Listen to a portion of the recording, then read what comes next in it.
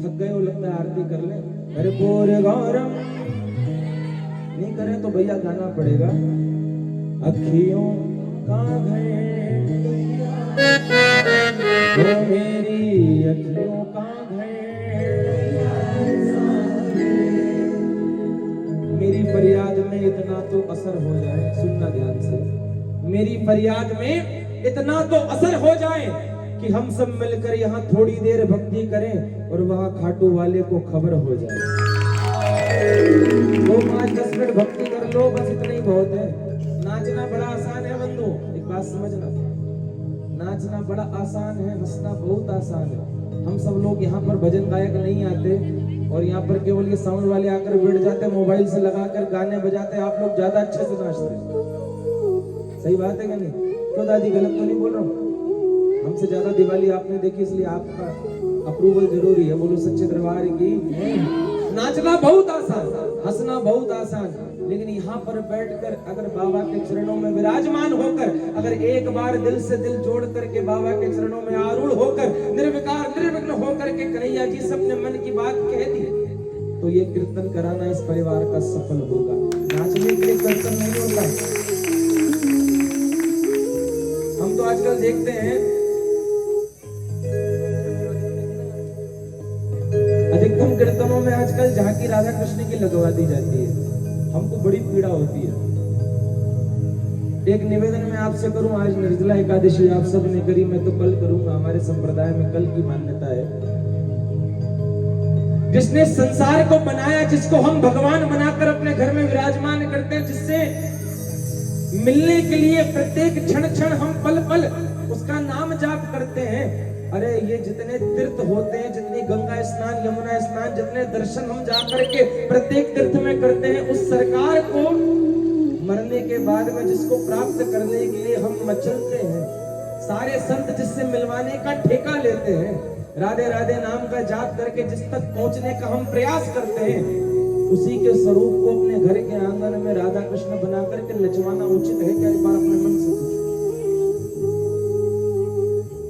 सोचने वाला विषय है। आपसे अगर हम कहेंगे एक बार के काम करो, ये रोड है, इस पर अपने घर के ठाकुर जी को लाके बिठा भरो, तो बिठाओगे? इतनी अपवित्र जगह जहां पर न जाने कितने पशु पक्षियों ने गंदगी करी, न जाने कैसे कैसे जहां पर कर्म हुए हो, न जाने कैसी कैसी वहां पर गलत काम हुए हो, ऐसे स्थान पर अपने इष्ट के स्वरूप को सजा करके नचाना कितना उचित है? विचार कर लेना।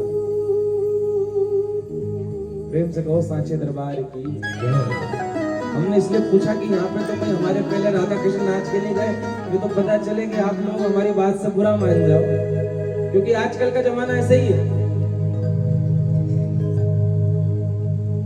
जो इंसान का मन बोलता व्यक्ति वही करता, जबकि पता है कि हम कर रहे हैं वो गलत है, लेकिन करेंगे वही।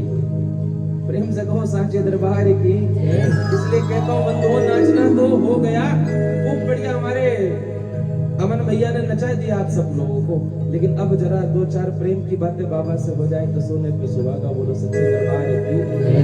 मेरी अखियां करे इंतजार सावरे,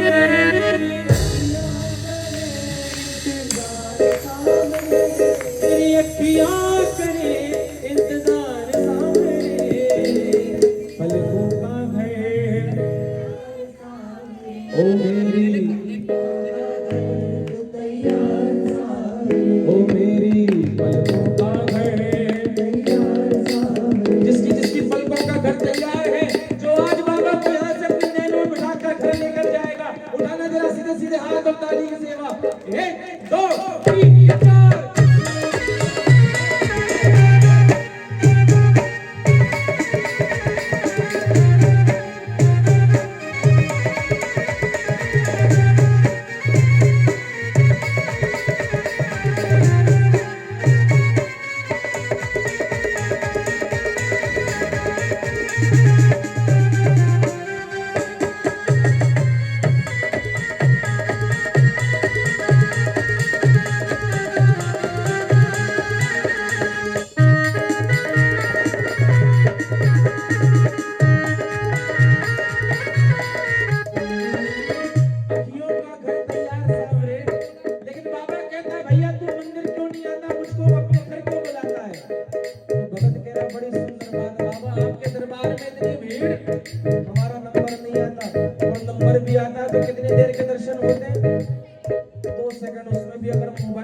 गाली और धक्का, तो मोबाइल छीन के धर ले जो अलग। तो भगत कह रहा है खाटू में तो भीड़ बहुत है, नंबर नहीं है लगता।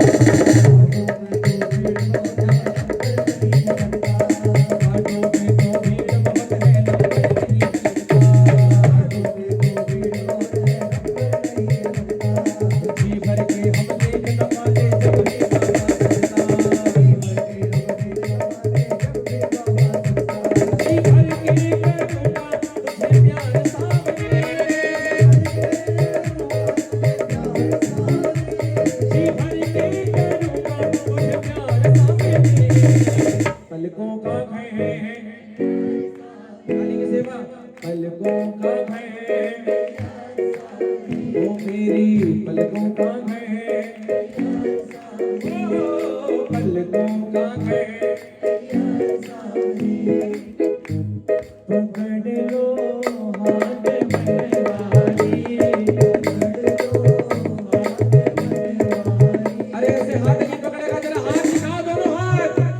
पकड़ लो हाथ बनवारी, नहीं तो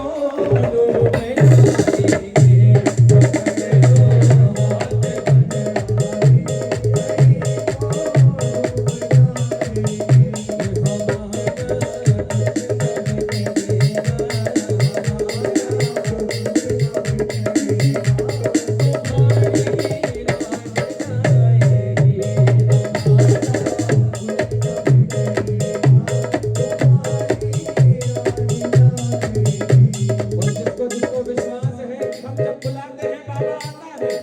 आज इस कीर्तन में भी बाबा को बुलाओ मेरे साथ में, दोनों हाथ खोल कर ताली की सेवा। ओ हारे के सहारे,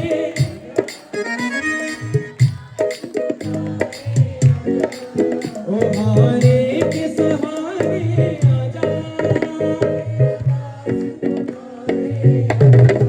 ओ हम तो खड़े तेरे द्वार खुले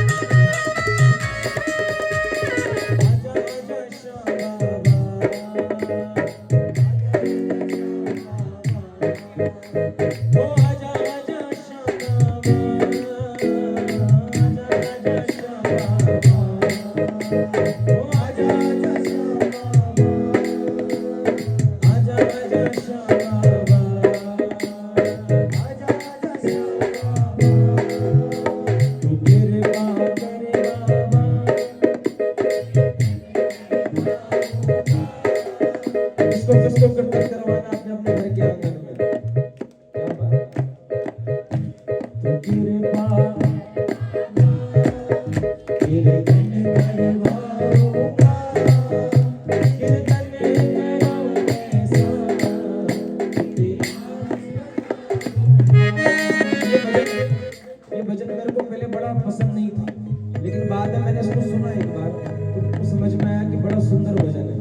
कितनी बढ़िया बात बोलते हो कि जब घर में कीर्तन कराओ तो केवल कीर्तन मत कराओ, फिर क्या करो, तैयारी कैसे करता।